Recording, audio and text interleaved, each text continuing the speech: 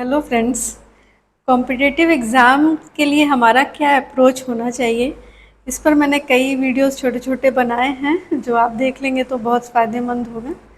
तो उसी श्रृंखला में आज बात करते हैं कि हमारा पढ़ाई का क्या अप्रोच होना चाहिए। हम जब नई नई तैयारी शुरू करते हैं या एक दो बार हमने दे भी लिया है, फिर भी हमें सही रास्ता समझ नहीं आ रहा होता है, हम पढ़ते रहते हैं, बिल्कुल एक्सटेम्पोर पढ़ते हैं, कोई और छोर समझ नहीं आता है। तो इसके लिए ये जानना बहुत ज़रूरी है कि हमें क्या अप्रोच रखना चाहिए, हमारा एटीट्यूड क्या होना चाहिए इस पढ़ाई को लेकर।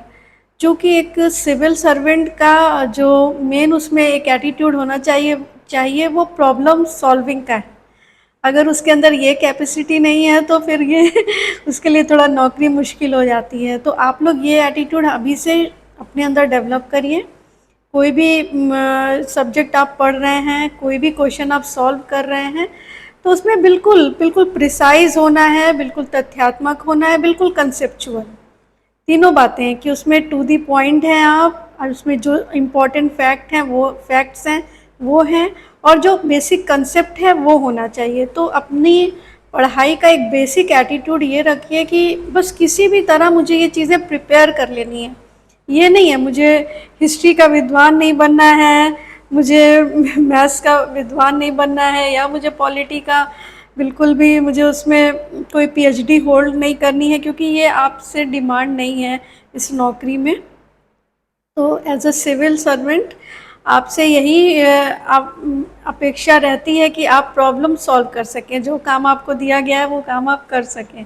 तो उसके लिए वो एटीट्यूड अगर आप अपनी पढ़ाई में भी ले लेंगे ना, तो फिर वो उससे आपको बहुत फ़ायदा होगा।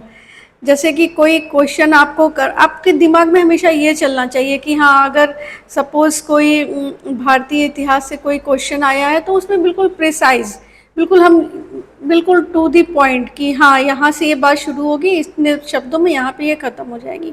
ये नहीं होना चाहिए ज़बरदस्ती की बातें, हमने इतना पढ़ा है तो हमें सब उस पे जो है पोर कर देना है, ऐसा एटीट्यूड नहीं होना चाहिए। तो और इस चीज़ को अपनी प्रिपरेशन में आप इन्वॉल्व करेंगे, लाएंगे, तो आपको बहुत फ़ायदा होगा।